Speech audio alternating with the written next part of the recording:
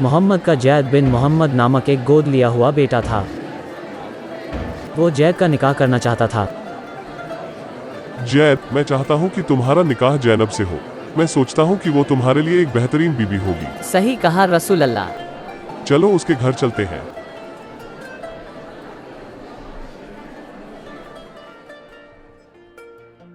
जैनब, मैं चाहता हूँ कि तुम जैद से निकाह करो। क्या ये तो आपका गुलाम हुआ करता था। मुझे लगा कि आप अपना पैगाम लाए हैं। नहीं, कतई नहीं, मैं इससे निकाह नहीं करना चाहती। ये एक गुलाम था और मेरी सामाजिक हैसियत इससे कहीं ऊंची है। तुम्हें जैद से निकाह करना ही होगा। ओ रसूल अल्लाह, क्या आप मुझे सच में बताना चाहते हैं कि मैं क्या करूं?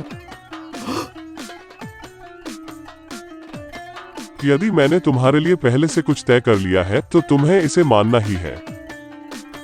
कुरान सूरा अल अहजाब आयत 36 कहती है, न किसी ईमान वाले पुरुष और न किसी ईमान वाली स्त्री को यह अधिकार है कि जब अल्लाह और उसका रसूल किसी मामले का फैसला कर दे तो फिर उन्हें अपने मामले में कोई अधिकार शेष रहे। जो कोई अल्लाह और उसके रसूल की अवज्ञा करे तो वो खुली गुमराही में पड़ गया। ठीक है, मैं जैद से निकाह करूंगी। मोहम्मद ने तब जैद और जैनब की शादी समारोह का आयोजन किया। एक दिन मोहम्मद जैद को मिलने उसके घर पर गए।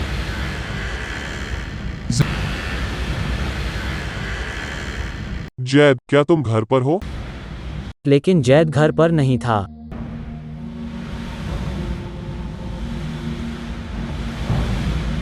तभी हवा ने पर्दे को उड़ाकर एक ओर कर दिया। नबी मोहम्मद ने जैनब को अपने कक्ष में नग्न खड़े देखा।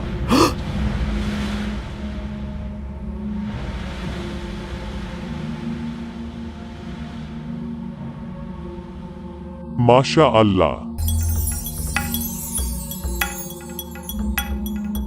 ओह रसूल अल्लाह।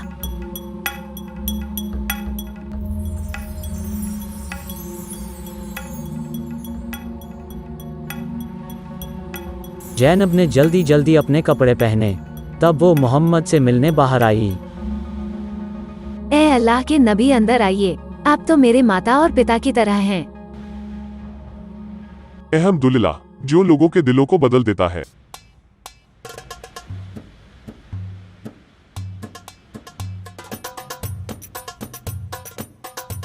अल तबरी का इतिहास वॉल्यूम 8 पृष्ठ 4 स्पष्ट करता है कि मोहम्मद ने अपनी पुत्रवधू को नग्न देखा। जैनब अपने कक्ष में निर्वस्त्र थी और उसकी तारीफ नबी के दिल में प्रवेश कर गई। अपनी नग्न पुत्रवधू को देखकर नबी को उससे प्यार हो गया। कुरान सूरा अल अहजाब आयत 36 की तफसीर अल जलालैन के अनुसार ऐसे मौके पर उस नबी ने उसको देखा और उसके लिए प्यार को महसूस किया। जब जैद वापस घर आया तो जैनब ने नबी मोहम्मद के आने के बारे में बताया। आपके पिता यहाँ आए थे जब आप घर पर नहीं थे। इसके बदले वे मुझसे मिले। ओह, तो तब क्या हुआ? कुछ नहीं हुआ। जब उनको पता चला कि आप यहाँ नहीं हैं, वे चले गए। अच्छा,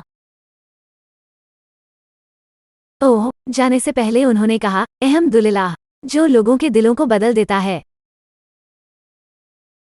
इसका क्या मतलब है? मुझे नहीं पता। जैद नबी मोहम्मद के साथ बचपन से रहा था और निश्चित तौर पर अपने पिता के व्यक्तित्व और चरित्र के बारे में बहुत अच्छी तरह से जानता था।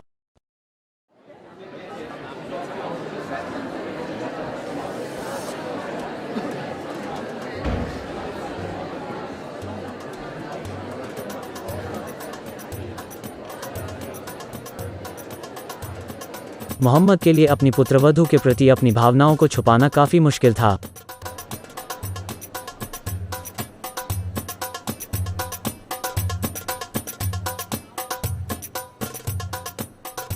जब जैद को अपने मुंहबोले पिता का उसकी पत्नी के प्रति बर्ताव का पता चला तो उसको यह जानकर काफी बुरा लगा। इनको देखो, मैं कह सकता हूँ कि इनके बीच में कुछ चल रहा है। ये तो साफ है। ये सही है क्या?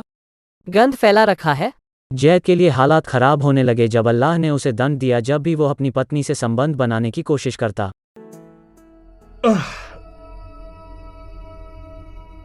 आउच, इसमें दर्द होता है। मेरे गुप्तांग में बहुत बुरी तरह से सूजन आ गई है। इसमें दर्द होता है।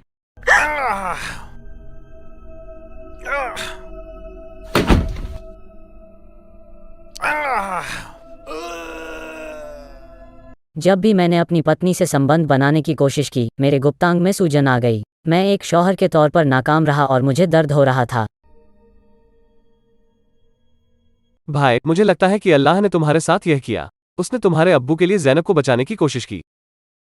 तफसीर अल कुर्तबी अल जमीली अखाम वॉल्यूम 7 पृष्ठ 139 कुरान सूरा अल अहजाब आयत 37। अल्लाह ने मेरे शौहर जैद बिन मोहम्मद के साथ ये किया। जैद के शिशिन में सूजन आने लगी ताकि वो मुझसे संभोग न कर सके। जैद ने अपने मोहबोले पिता मोहम्मद से मिलने का निश्चय किया। रसूल अल्लाह, शायद जैनब ने आपके अरमानों को हवा दे दी है, इसलिए मैं उसे छोड़ दूंगा। क्या समस्या है? क्या उसकी किसी बात ने तुम्हें परेशान किया है? नहीं, खुदा कसम, उसने ऐसा कुछ नहीं किया जिससे मैं परेशान होऊं। अपनी बीबी अपने पास रखो, उससे अलग मत हो और अल्लाह से डरो। लेकिन हकीकत में मोहम्मद ने जैनब के प्रति अपनी इच्छाओं को दबा कर रखा हुआ था। ओह, मैं नहीं भूल सकता कि उस दिन वो अपने कक्ष में कितनी हसीन लग रही थी। मुझे डर है कि कहीं लोग इस ओर ध्यान न देने लगे। ओह, रुको रुको, अल्लाह ने मुझे एक संदेशा भेजा है। कुरान सूरा अल अहजाब आयत 37। याद करो ए नबी, जबकि तुम उस व्यक्ति से कह रहे थे जिस पर अल्लाह ने अनुकंपा की, और तुमने भी जिस पर अनुकंपा की, कि अपनी पत्नी को अपने पास रोके रखो और अल्लाह का डर रखो। और तुम अपने जी में उस बात को छुपा रहे हो जिसको अल्लाह प्रकट करने वाला है। उसके बाद मोहम्मद ने जैद को फिर नहीं रोका।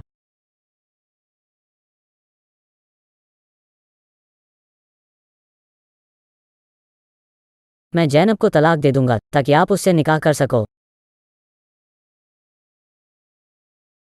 जैसी तुम्हारी इच्छा। निश्चय ही, ऐसे गैर वाजिब प्रस्ताव से एक इज्जतदार आदमी स्वयं को बेइज्जत महसूस करेगा। लेकिन ऐसा लगता है कि नबी के खुद के नैतिक मापदंड थे। लोगों ने मोहम्मद के जैनब से निकाह करने की योजना के बारे में गुफ्तगू करना शुरू कर दिया। ऐसा कैसे? वो अपनी पुत्र वधू से निकाह कर सकता है?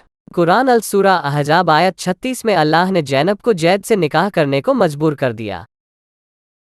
लेकिन अगली ही आयत में उसने मुहम्मद का निकाह जैनब से कर दिया। ऐसा क्यों है कि कुछ और करने से ज्यादा अल्लाह मोहम्मद की यौन इच्छाओं को पूरा करने में चिंतित रहता है?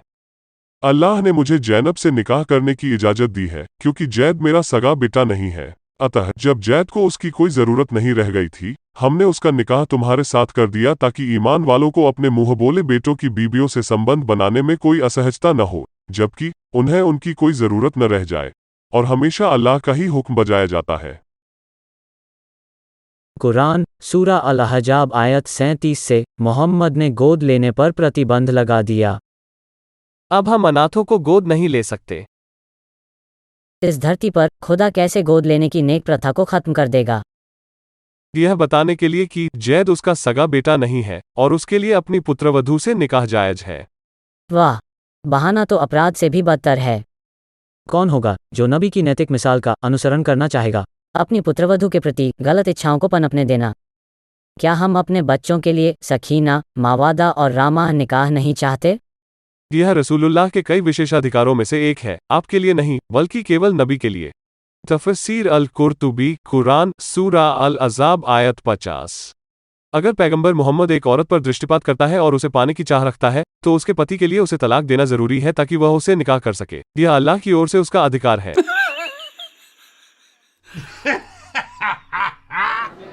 मोहम्मद और जैनब के लिए एक शादी समारोह का आयोजन किया गया।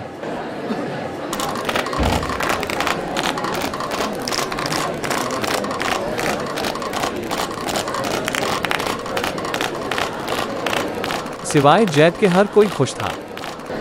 मैंने अपनी प्यारी बीबी को खो दिया। इससे ज्यादा और क्या होगा कि मैं अब नबी का गोद लिया बेटा नहीं हूँ। पहले लोग मुझे जैद बिन मोहम्मद बुलाते थे, लेकिन अब वे मुझे जैद बिन हरथा बुलाते हैं। इस तरह के हालात में तो मैं खुश नहीं हो सकता। देर रात तक मेहमान नबी मोहम्मद के घर को छोड़कर जाना नहीं चाह रहे थे। नबी ने कमरे से बाहर निकलकर यह इशारा किया कि मेहमानों के जाने का वक्त हो गया है। कुछ समय बाद अधिकांश लोग मोहम्मद के घर से चले गए, लेकिन 3 लोग अभी भी रह गए। ये लोग अभी तक यहीं हैं। ये क्यों नहीं गए? क्या वे नहीं जानते कि हम अकेले रहना चाहते हैं? नबी ने उन्हें अपनी नाखुशी जाहिर की। देखो यार, उसने यह जाहिर करने की कोशिश की है कि हमें जाना चाहिए। क्या वो हमसे सीधे नहीं बोल सकता? शायद मेहमानों से छुटकारा पाने के लिए भी उसे अल्लाह की मदद चाहिए।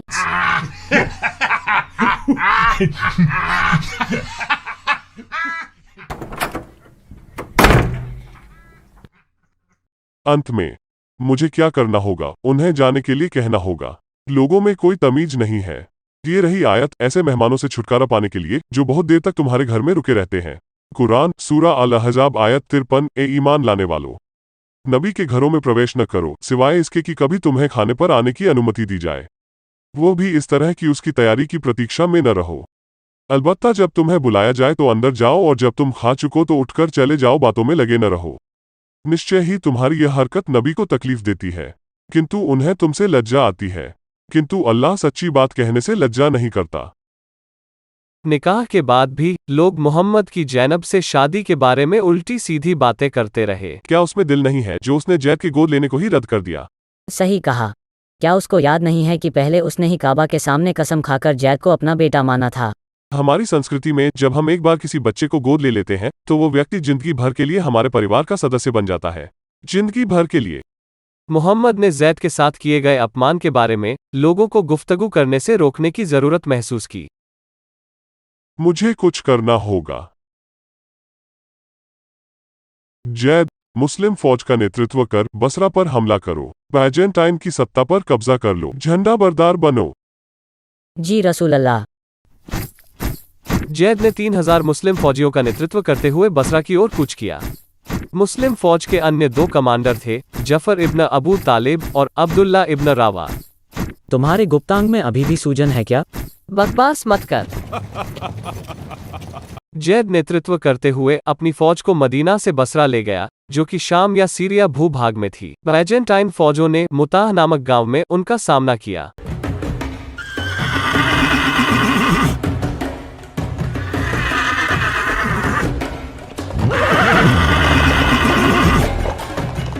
ओह, ये तो पहले से ही हमारी ताक में बैठे हैं। भागो, भागो।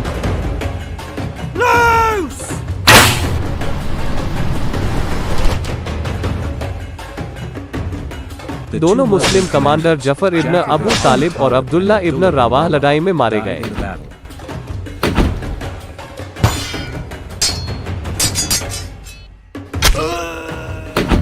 पहले मोहम्मद के हुक्म से जैद कुरैश व्यापारियों पर हमला और लूटमार का काम किया करता था, जो कि आसान शिकार थे। इस बार उसका सामना एक असल शक्तिशाली फौज से हुआ था।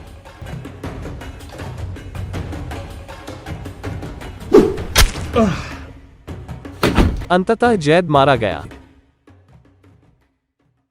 आइए नबी मोहम्मद और जैनब की प्रेम कहानी की तुलना किंग डेविड के साथ हुई घटना से करते हैं, जो कि बाइबल द्वितीय सैमुअल चैप्टर 11 और 12 में लिखी हुई है। जिस प्रकार नबी मोहम्मद जैनब को पाने के लिए लालायत थे, किंग डेविड भी बातशीबा के लिए जुनूनशुदा था, जो कि एक उराय नामक इस्राएली सैनिक की बीबी थी। किंग डेविड ने तब उराय को रास्ते से हटा दिया ताकि वो बातशीबा से शादी कर सके। बाइबल का असल खुदा यहवे अपनी पवित्रता से साथ डेविड या किसी अन्य के पापों के लिए कोई समझौता नहीं करता, जबकि डेविड उसका खुद का चुना हुआ किंग था। उसने किंग डेविड को कठोर ताड़ना और दंड दिया। द्वितीय सैमुअल चैप्टर 12 आयत 10। इसलिए अब तलवार तेरे घर से कभी दूर न होगी। फलस्वरूप डेविड ने आंसुओं से पश्चाताप करते हुए प्रार्थना की। चैप्टर 51 आयत 1 से 3 तथा 10। हे परमेश्वर, अपने अटल प्रेम के अनुसार मुझ पर दया कर। याहवे ने अन्य पुरुष की पत्नी के लिए यौन लोलुप्त इच्छाओं की निंदा की। मैथ्यू चैप्टर 5 आयत 27 और 28। 167 चैप्टर 20 आयत 17। अपने पड़ोसी की पत्नी का लालच न करना। दूसरी ओर कुरान के खुदा अल्लाह सुब्हानहू व तआला ने मोहम्मद को कभी दंडित नहीं किया, भले ही वो कितना पापपूर्ण कृत्य था। अल्लाह ने कुरान की विभिन्न आयतों के माध्यम से पैगंबर की बुरी इच्छाओं को पूरा करने के लिए उसके साथ सहयोग किया, जो कि उसके खुद के बेटे और पुत्रवधू के घर को बर्बाद करने को जायज ठहराते हैं। कुरान सूरा अल अहजाब आयत 37 और 38। अल सिरा अल हलाबिया वॉल्यूम 3 पृष्ठ 377। यदि मोहम्मद किसी शादीशुदा औरत के लिए लालायत होता तो उसके शौहर के लिए यह लाजमी होता कि उसे मोहम्मद की खातिर तलाक दे। तबरी वॉल्यूम 9 पृष्ठ 134। मोहम्मद ने जैनब को हथिया लिया, लेकिन अल्लाह को इस रिश्ते में कोई खराबी नजर नहीं आई और उसने शादी का हुक्म दिया। अल्लाह तो मर्दों के दिलों में जिना की लालसा को जाहिर करने का भी दावा करता है। सही मुस्लिम किताब नंबर 33 हदीथ नंबर 6422। अल्लाह ने जिना के उस हिस्से को तय कर दिया जिसमें एक मर्द लिप्त होगा, इससे कोई बच नहीं सकता। मोहम्मद और ज़ैनब के निकाह के कुछ समय बाद अल्लाह ने गोद लेने की प्रथा को पूरी तरह से खत्म कर दिया। कुरान सूरा अल-अहज़ाब आयत 4 और 5 के अनुसार यह स्पष्ट है कि गोद लेने के नेक नैतिक कार्य को खत्म करने का कारण मोहम्मद को उसके सहाबा के इल्जामात से बचाना है। कुछ मुसलमानों का तर्क है कि गोद लिए बच्चे सगे बच्चे नहीं हैं, इसलिए पैगंबर मोहम्मद अपने गोद लिए बेटे की पत्नी से शादी कर सकते हैं। यह एक कमजोर बहाना है क्योंकि कानूनी और नैतिक रूप से उसे तब भी एक सभ्य संसार में बेटा माना जाता था। क्या मोहम्मद ने काबा के सामने कुरैश के लोगों के समक्ष कसम नहीं ली थी कि जैद उसका अपना बेटा बन गया है? गवाही दो तुम सब जो हाजिर हो। जैद मेरा पुत्र है, मैं उसका वारिस होऊंगा और वह मेरा होगा। कुरान सूरा अल-अहज़ाब आयत 21 में मोहम्मद ने बेहतरीन अखलाकी नमूना होने का दावा किया है। निस्संदेह तुम्हारे लिए अल्लाह के रसूल में एक उत्तम आदर्श है, अर्थात उस व्यक्ति के लिए जो अल्लाह और अंतिम दिन की आशा रखता हो और अल्लाह को अधिक याद करे। क्या यहाँ कोई भी समझदार मोमिन है जो अपने ही बेटे की बीबी से शादी करने में पैगंबर के नमूने का अनुसरण करना चाहेगा?